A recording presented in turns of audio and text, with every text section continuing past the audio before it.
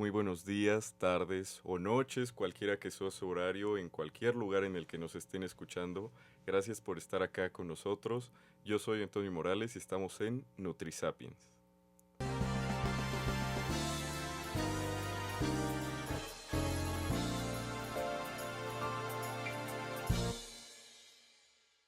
Bueno, y el día de hoy tenemos un tema muy especial y muy pedido por todos ustedes. Estamos hablando de los trastornos de la conducta alimentaria y para ello traemos una invitada igualmente especial. Fíjense, les voy a platicar un poquito de ella. Ella tiene dos carreras. Ella es médica cirujana por parte de la UNAM. Además es licenciada en nutrición por parte de de la Universidad del Valle de México, Campus Coyoacán, y lleva mucho tiempo en la docencia, tanto en la Universidad Intercontinental, así como la Universidad del Valle de México y el Instituto Profesional en Terapias y Humanidades.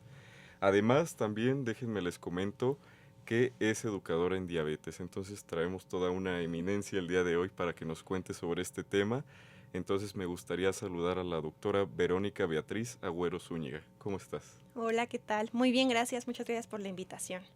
Sí, bueno, gracias a ti por aceptarla, por acompañarnos en esta emisión. Y me gustaría iniciar la plática preguntándote qué son los trastornos de la conducta alimentaria.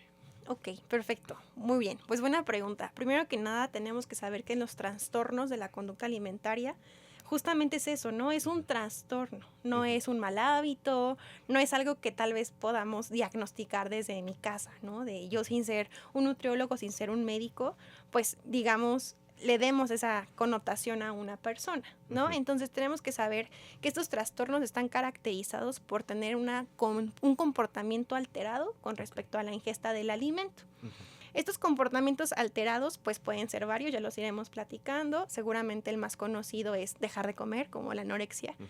pero existen muchos otros que es comer muchísimo en poco tiempo o comer y vomitar o la combinación de todos estos, porque Ujú. no son eventos aislados. Ok. Oye, y los más comunes creo que son tanto la anorexia, la bulimia y el trastorno por atracón, ¿verdad? ¿Cuáles son las diferencias entre estos? ¿Nos puedes contar? Claro que sí. Bueno, la anorexia como tal, Ujú. lo que hace el paciente o la persona que padece de anorexia es que deja de comer. A Ok. o el prefijo an en medicina y en cualquier área de la salud es sin y orexis es hambre. Ok. Entonces son pacientes que no presentan apetito. Ujú. Conscientemente el paciente decide dejar de comer y por esta razón es que baja de peso. Ok. Puede ser anorexia con algún otro comportamiento importante, Ujú. ¿no? Como es el uso de algún laxante o aparte de que no comen, hacen mucho ejercicio Ujú. para potencializar la pérdida de peso. Ok.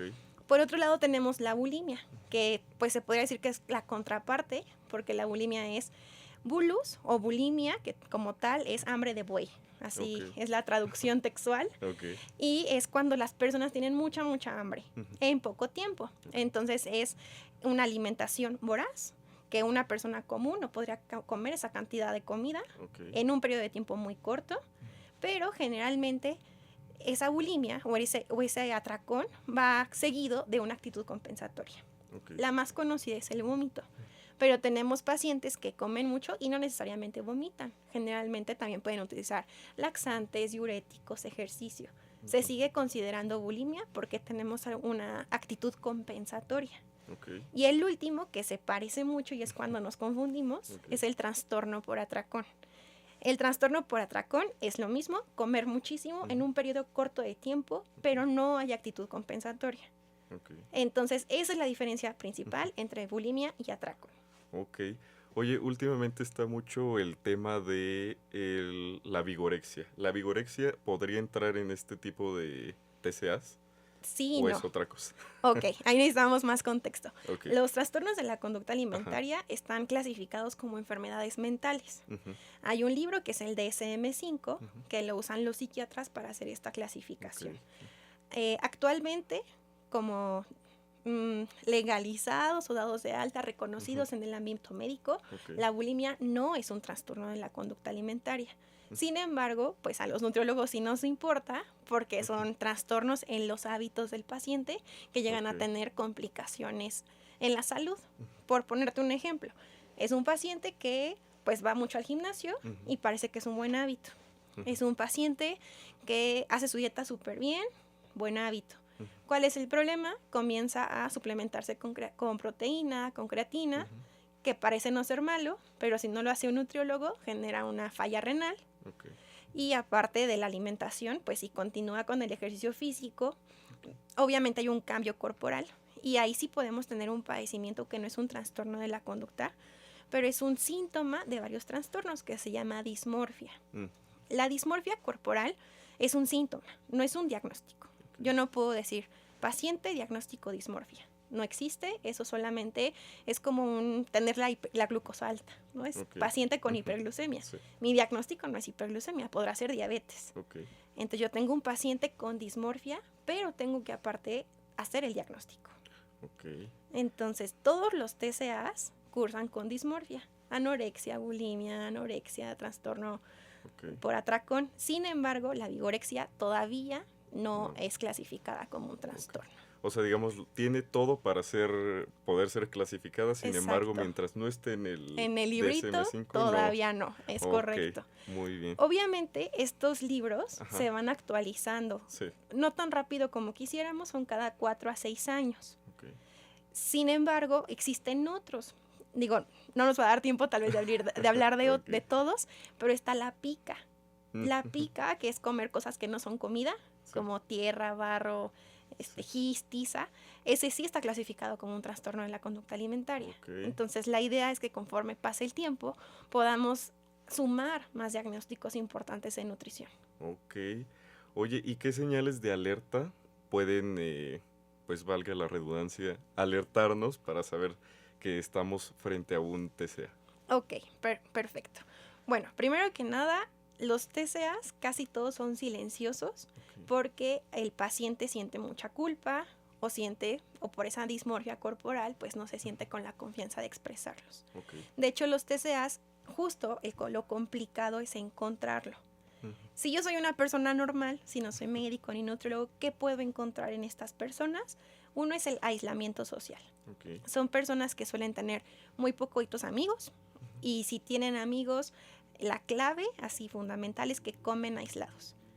Oye, ¿sabes qué? Es que vamos a cenar. Ay, no. Pero después vamos a ir al cine. Los alcanzo en el cine, pero nunca como con alguien. O dentro de la misma familia, ¿no? ¿Sabes qué? Es que pasa mucho, ¿no? En familias que los dos papás trabajan, pues nadie vigila qué es lo que está comiendo el menor o el hijo, ¿no? El niño hace lo que quiere y muchos trastornos también es por una disociación en la estructura familiar. Entonces, así, foco rojo, que coman solos. El aislamiento social es lo más importante. Este sería el primer indicador. Oye, y ahorita que mencionaste de los papás que dejan solo al niño, ¿es exclusivo de un grupo de edad o le puede dar a todo el mundo en cualquier etapa de vida? Excelente pregunta. No es exclusivo de una edad, sin embargo, en los niños no es tan común porque los TCAs de alguna forma son aprendidos por la mentalidad que desarrolla el paciente. Entonces, ¿a qué edad se desarrolla esta mentalidad o esa identificación con uno mismo? Es hasta la adolescencia. Rarísimo que existan un TCE en menores de 10 años. Muy, muy raro. ¿Cuándo empiezan a aparecer? Cuando pues aparece la adolescencia y aparece el bullying de, ay, tú estás gordito, o muy común, las mamás que son como muy estrictas, que la niña es una niña sana, pero las empiezan a poner a dieta desde que tienen 10 años, llegan a la pubertad, llegan a la adolescencia y ya han vivido con dietas 4 años. Obviamente, por los cambios normales del cuerpo, estas pacientes, estas niñas, tienen más cantidad de grasa, porque están en la edad que tienen que tener más grasa, es normal. Sin embargo, pues, muchas veces y lamentablemente la misma familia es quien genera estos cuadros de trastorno, ¿no? Y ahorita que mencionas a la familia, ¿hay factores genéticos que puedan propiciar un TCA? La realidad es que no. Sí, ahí te quiero poner mucho hincapié porque a pesar de ser un trastorno mental, no es heredable. Por ejemplo, si la mamá tuvo anorexia, la hija no necesariamente va a tener anorexia, pero hay comportamientos humanos que sí pueden tener predisposición. Ejemplo, la depresión. Se ha visto que los pacientes que tienen cuadros previos de depresión mayor que es el modo más común de depresión. Hay muchos tipos de depresión, Ok. pero la depresión mayor, que es la severa, se asocia mucho a bulimia, por ejemplo. Ok. Tenemos otros trastornos, que es el TOC, también muy famoso, el Sí. obsesivo compulsivo. Ok. Estos pacientes tienen la característica de ser perfeccionistas, de siempre querer ganar, sacar buenas notas, y todo ese mundo de perfeccionismo lo llevan a su cuerpo. Ok. Entonces se vuelven tan obsesivos con la parte de la alimentación, y también ellos generan principalmente anorexia. Entonces no es heredable, no es genético, pero agua si yo tengo algún trastorno psiquiátrico previo o psicológico ya detectado, Sí. porque puedo desencadenar ahí un tema con la alimentación. Ok, entonces viéndolo así como metafóricamente, sería como si estuviéramos inmunodeprimidos, ¿no? Un paciente con SIDA es más probable que se contagie de alguna otra enfermedad. Sería más o Exactamente, menos sí, algo así. exactamente. Es un factor Ok. de riesgo. Ok. Oye, ¿y los estándares de belleza cómo han influido en los TCAs?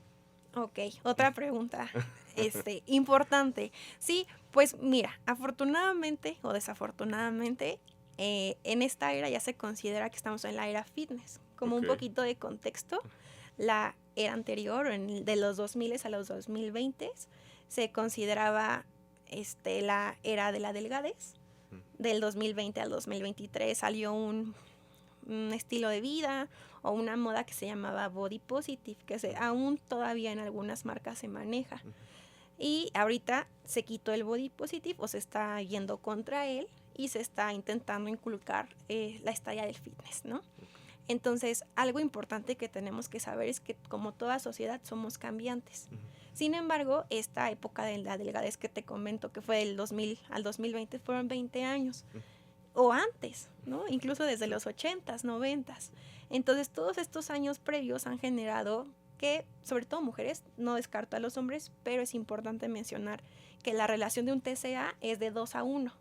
O sea, 2 mujeres por un hombre, el doble. Sí. Entonces, pues, da más en las mujeres por este estatus de belleza y de delgadez. ¿Qué es lo que se intentó en algún momento con el body positive? Pues el acéptate como quieres, no pasa nada. Pero en muy poquito tiempo, o sea, la verdad lo que duró esta moda fueron 3-4 meses, aumentó muchísimo el caso de infartos agudos al miocardio, pacientes con hipertensión, hipertrigliceridemia, y se creó ahora un contra body positive de te infartaste porque nunca te cuidaste. Entonces también se vio que esa no era la vía correcta, y de los 6 meses para acá lo que se ha intentado es inculcar es una cultura fitness, ¿no? Digo, se ha intentado porque no creas que son médicos o nutriólogos lo que hacen. Sí. Todo esto es por mercadotecnia. Okay. Entonces, todo esto lo manejan las grandes compañías, tanto de comida, las compañías de ropa principalmente. Son ellos, de verdad, quienes manejan toda esta parte tecnológica y decir, pues ahora quiero que pasen 50 anuncios de ejercicio y que la gente se compre ropa para hacer ejercicio, ¿no? Entonces, dependemos un poco de las grandes marcas, sí. Pero ciertamente sí influyen mucho. Yo espero que ahora que está cambiando la mentalidad y el entender que ni el estar súper delgada, ni el aceptarte como eres, porque a final de cuentas también te puede llevar al extremo ambos, a tener problemas, pues veamos qué tal nos funciona este nuevo camino de intentar que nuestras pacientes o las personas sean un poquito más activas con respecto al ejercicio. Sí, claro, porque ahora que lo mencionas, sí, como que últimamente se ha visto más esta moda, ¿no? De que todo el mundo quiere ir al gimnasio, hacer deporte. Y sí, como mencionas, esperemos que sea en pro. Exacto. Y no vaya a resultar como las vigorexia anteriores. a todos, ¿no? Sí. Oye, y ahora que ya sabemos un poquito más qué son los TCAs, ¿cómo va a afectar a nuestra salud? Perfecto.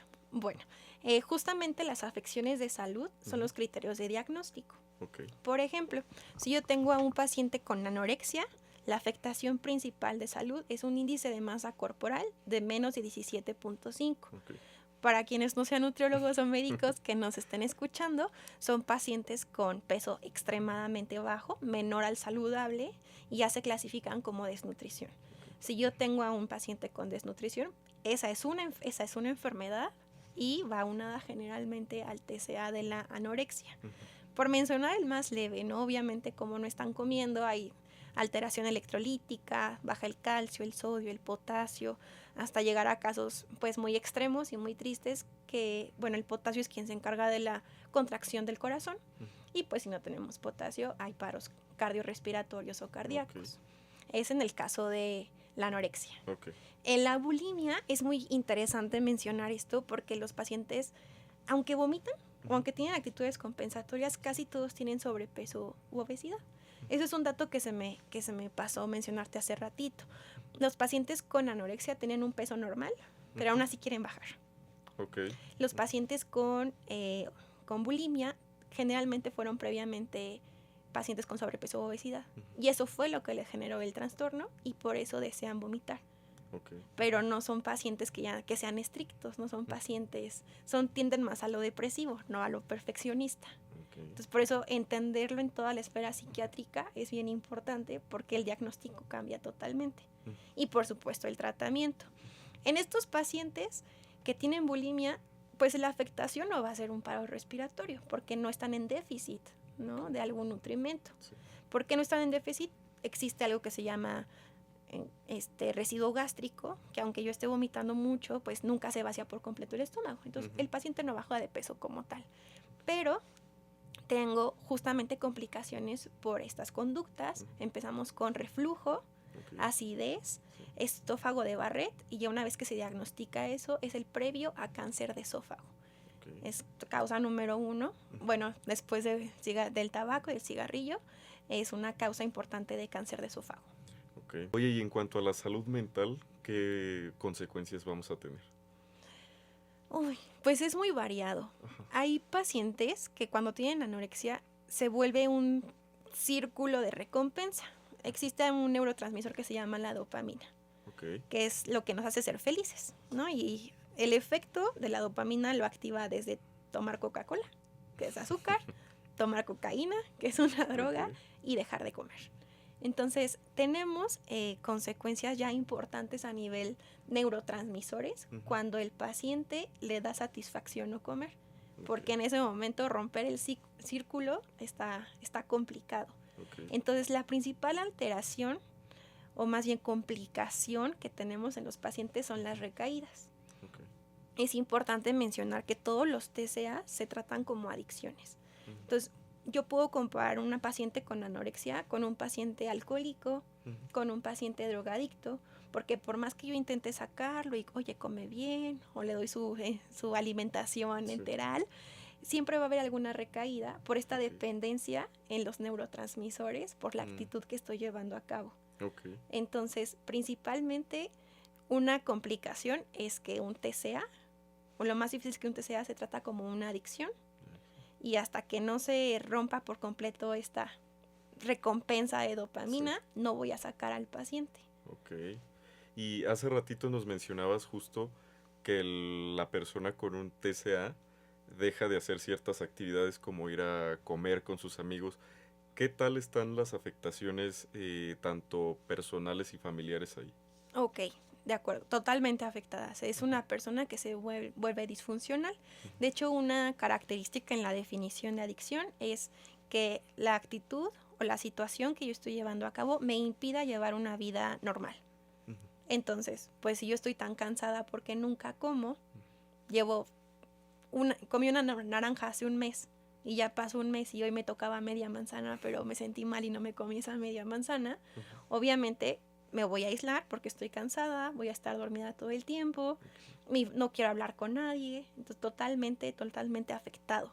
A menos que, para mal, mi ambiente sea así. Te pongo un ejemplo. A lo mejor yo soy bailarina de ballet y para ser bailarina de ballet y poder estar en Bellas Artes tengo que pesar 40 kilos, pero yo peso 70. Entonces, pues jamás voy a poder llegar a ser la protagonista. ¿Qué es lo que pasa ahí? Seguramente han visto la película del Cisne Negro, ¿no? Que abarca, no es de TCA, es como un trastorno mucho más amplio, pero lo que nos explica justamente es esta dificultad de las personas que tienen de salir de un entorno patológico, porque a final de cuentas le hacía daño, ¿no? Este entorno a la paciente para poder salir. Entonces, complicaciones en general sociales es aislamiento, se divorcian, de hecho muchas veces llegan a consulta diciendo, yo nada más vengo porque si no me va a dejar mi esposo. Y motivo de consulta, o sea, ni siquiera es porque me siento mal, estoy cansada, no puedo moverme, nada. Entonces, complicaciones familiares también hay. Y el único motivo por el cual no puede haber esta complicación es porque el entorno per se sea patológico. Y ahí está más complicado porque hay que sacarlo de todo su entorno al Ok, paciente. muy bien. Oye, ¿y tú que estás tanto en el mundo de la nutrición y en el mundo médico, qué tanto has visto es que esta enfermedad se vea en todos los que estamos en esta área de la salud, tanto en nutrición, medicina, psicología, etc.? ¿Cómo lo ves ahí? Sí, pues con más frecuencia de lo que me gustaría. Ok. Sí, la verdad es que en médicos no tanto. ¿Es más Eh, en nutrición? es más en el área de nutrición. Ok. Eh, en médicos hay un dicho chistoso, entre comillas, que dice, toda la comida es hiper de los doctores. Y todo así Ok. como hipercalórica, porque es donas, pastelitos, refresco. Hiper poquita, porque tienes 10 minutos para Sí. comer, métete cinco donas en 10 minutos, Sí. pero por eso tienes que aguantar 48 horas de trabajo, Sí. ¿no? Entonces, más bien son malos estilos y malos hábitos. Ujú. Pero como tal un TCA ya franco, sí se ve bastante en nutrición y psicología, no tanto. Ahí Ok. son bastante más conscientes, hacen ejercicio, no trabajan tanto, o sea, Estamos mal de este saben lado. equilibrarlo, pero la verdad es que en nutrición Sí. justo sí se ve bastante y a veces lo confundimos con es que lo estoy haciendo bien. Ujú. No, o sea, es Sí, que, sí. oye, pero es que no crees que pues, ya bajaste 30 kilos y vamos a salir. O sea, es que en verdad lo del aislamiento social sí es un foco rojo. Sí. Vamos por unas palomitas al cine. Ay, no, yo voy, pero yo no llevo mis palomitas. Oye, es cumpleaños de fulanito, vamos a comer. No puedo, es que no me toca, no es mi día de comer. Entonces sí hay bastante tasa Ajá. de TCAs en el área de nutrición. Ok. ¿Y a ti te ha tocado atender a algún paciente con estas características? O es decir, tanto un TCA y Ujú. tanto Y que sea que sea nutriólogo, nutriólogo, ¿no? no me ha tocado atender TCAs de nutrición, pero por ejemplo sí me ha tocado atender TCAs de enfermería, que ahí más bien son temas de bulimia por estrés. Ok. Así de es que yo tenía una pacientita que compraba donas de una marca muy famosa, siempre que estaba muy estresada. Ok. Y me decía, es que mi mamá me regalaba de estas donitas que me Ujú. gustaban mucho Sí. y ahora siempre que estoy súper estresada y que no puedo o que fallecen mis pacientes en el hospital, me como 20 de estas, ¿no? O la docena Ok. completa. Sí. Por supuesto tiene su actitud compensatoria, vomita, pero pues ahí el origen es algo psicológico, ni siquiera es Ok. algo nutricional, nada.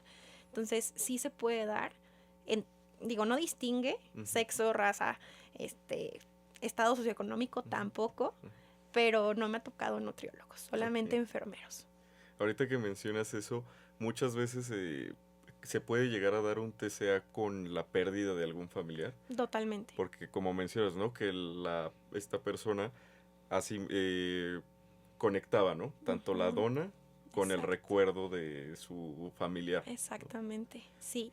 Muchos, Ajá. muchos, muchos TCAs y no solamente TCAs, otro tipo de trastornos Ujú. son asociados a pérdidas Ok. o de duelos no cerrados o mal Ujú. cerrados. Algo que hace muy especial a la alimentación es que el olfato es el sentido más importante que tenemos. Ujú. O sea, cuando uno come, el 20% de lo que nos sabe la comida es por la boca y el Ok. 80% del sabor Ujú. lo obtenemos por vía olfativa. Ok. Entonces, también se ha visto que si hueles, no sé, el perfume de tu ex y te gustaba mucho, dices, ay, qué rico huele, ¿no? Te Ajá. acuerdas de cosas. Y lo mismo pasa con la comida. Sí. Si mi abuelita me hacía sopa de lo que se te ocurra, Ujú. cuando yo vea esa sopa o cuando yo huela eso, lo voy a asociar a algún recuerdo. Ok. ¿Cuál es el problema?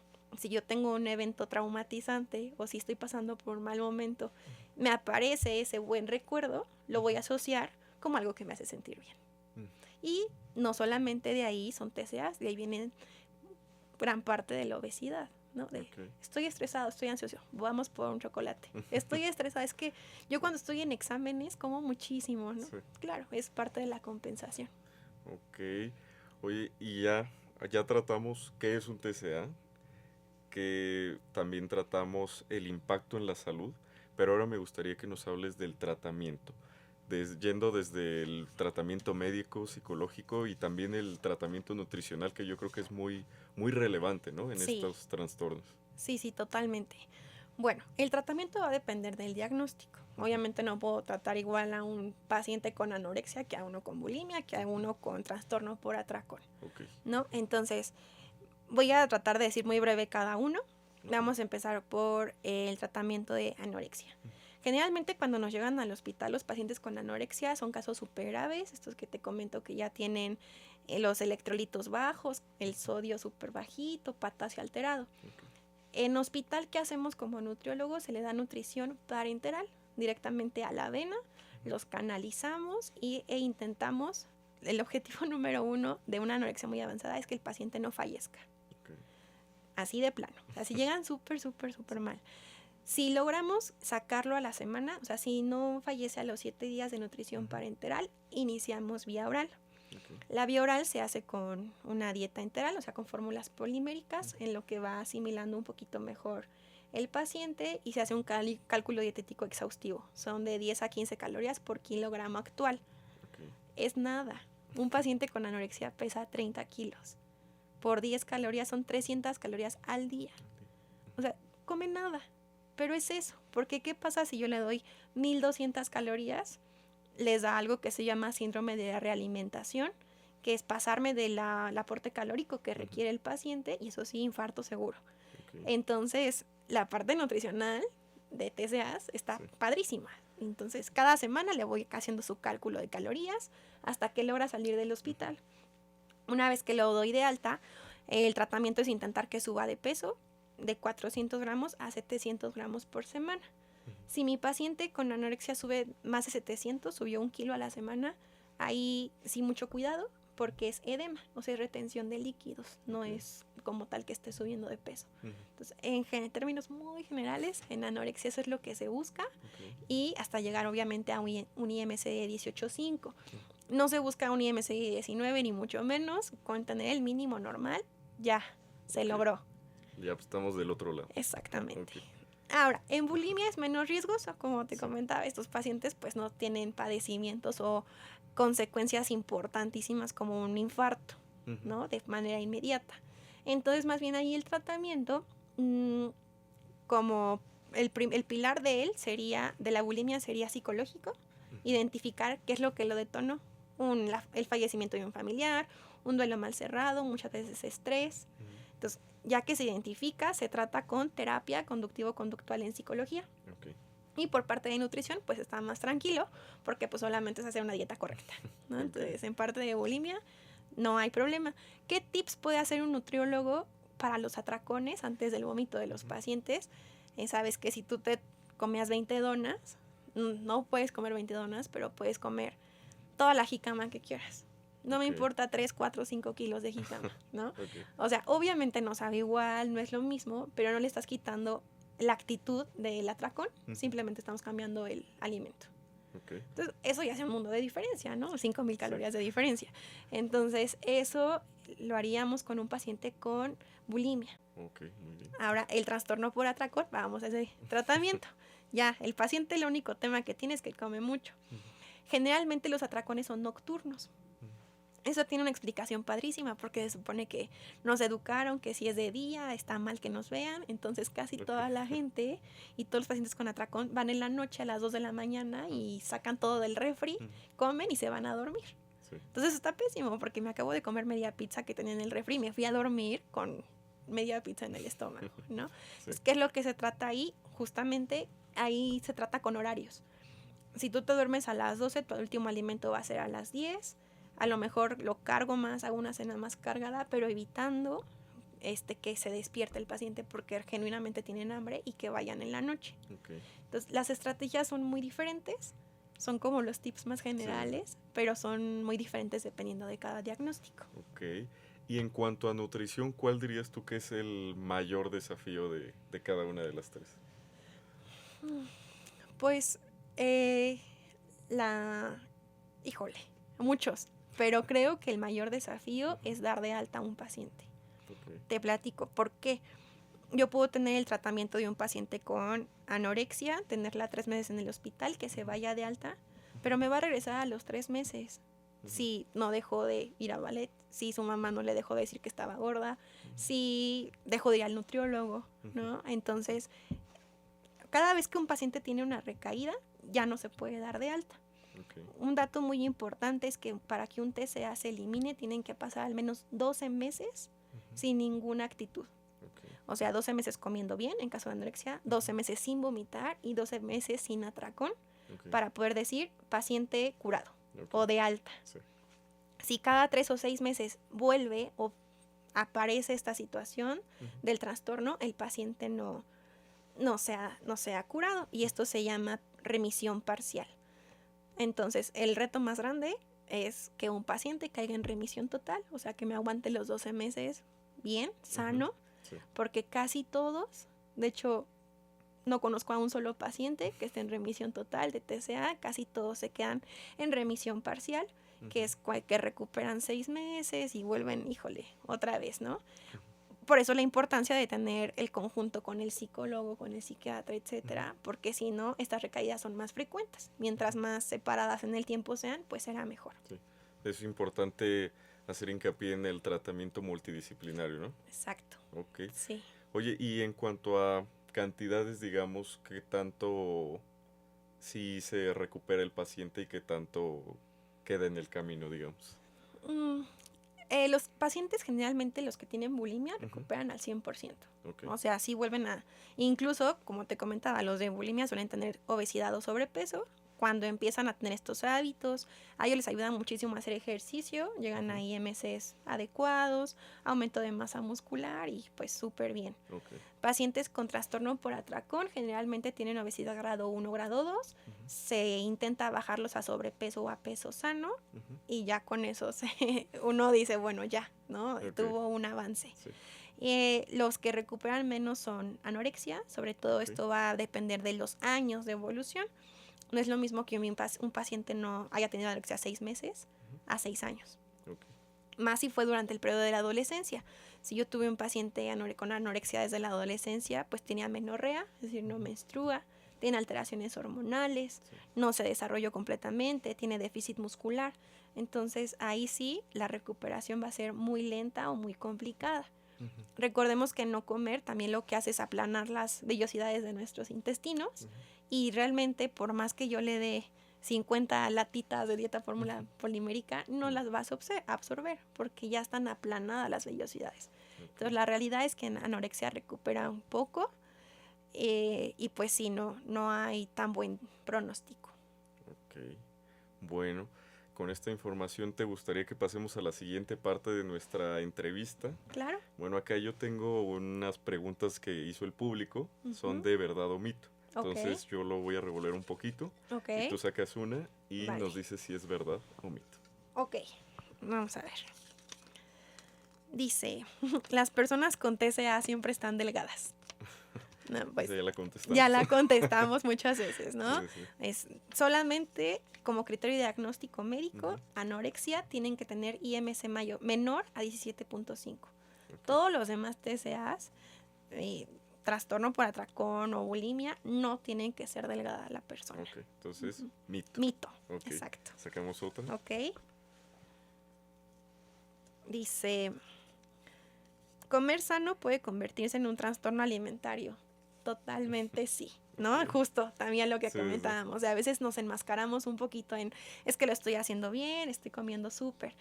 Aquí quisiera mencionar que hay un punto medio o una preenfermedad, una preanorexia. Okay. Todavía no está aceptada por el DSM-5, al igual que la vigorexia, pero se llama ortorexia. La ortorexia es el trastorno de comer orgánico o súper limpio.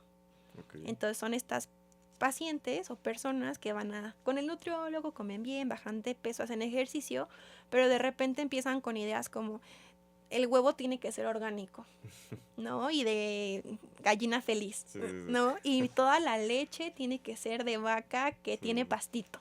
Okay. Entonces, este cambio de alimentos a que todo sea orgánico, súper cuidado, las porciones, no es que esté mal. Sin embargo, en el mercado, en la industria, no existe todo orgánico. Sí, el café, el huevo, la leche, pero hay cosas que no. como algunas proteínas, ¿no? Aunque Sí. por más sano que yo quiera comprar mi res, ¿no? Pues no sabemos si tienen clenbuterol o algo.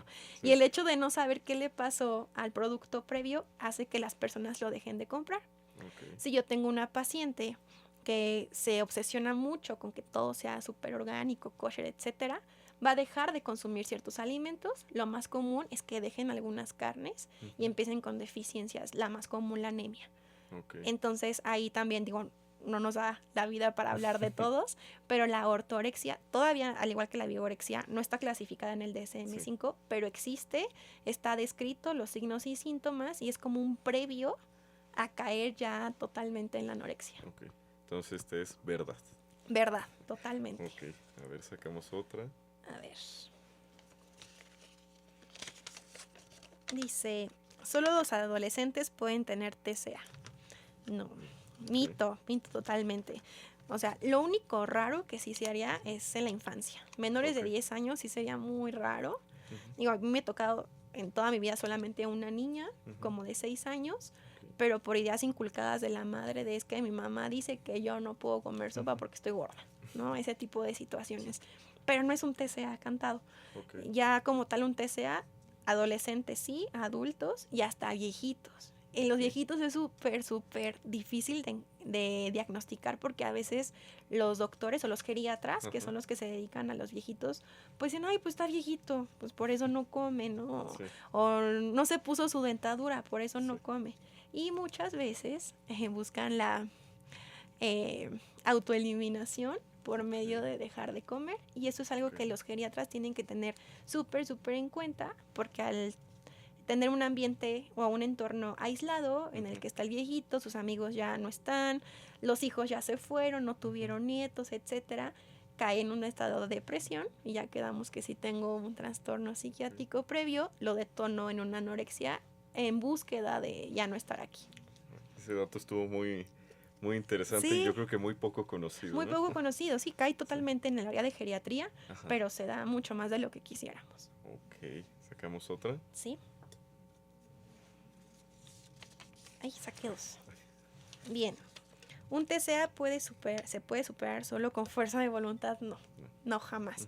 Un trastorno, sea cual sea, tanto de la conducta alimentaria como cualquier psiquiátrico, estrés, ansiedad, depresión, obsesivo compulsivo, cualquiera, todos requieren mínimo una terapia psicológica. Ok. Y menciono mínimo porque es terapia psicológica más tratamiento médico, en caso de que sea especializado médico psiquiátrico, Ujú. tratamiento nutricional, y ahorita que ya hay un poquito más de fisioterapeutas, hay tratamiento de fisio o de rehabilitación física. Ok, perfecto. Entonces, mito. Es mito. Ujú. A ver, sacamos otra. Vale. Dice, ¿las redes sociales aumentan el riesgo de desarrollar un TCA? Sí. Sí, ya vimos que tanto para bien como para Sí. mal, ¿no? O Ok. sea, tener esta cultura de la delgadez, Ujú. anorexia. Tener la cultura del body positive, pues colesterol alto, triglicéridos altos, infarto. Esperemos que ahora esta cultura que viene del fitness no se nos vaya tan al extremo Sí. y ahora todos terminen obsesionados con hacer ejercicio. Ok. Entonces, es verdad, sí. Es En verdad. efecto, la sociedad nos impacta en nuestra salud mental. Ok, sacamos la última. Y los hombres no sufren trastornos alimentarios, no, súper mentira. Como Ok. mencionaba, la relación es 2-1, o sea, es Ujú. mucho más común en mujeres, pero sin duda hay pacientes, hombres con TCAs. Ahora, aquí como dato importante, hay mucho más hombres con trastorno de atracón. Ok. Muchos. Es el único trastorno en el que se invierte esta relación. Es decir, por cada mujer, 2 hombres tienen trastorno por atracón, a diferencia de anorexia y bulimia, que casi siempre son más las pacientes mujeres. Ok, perfecto.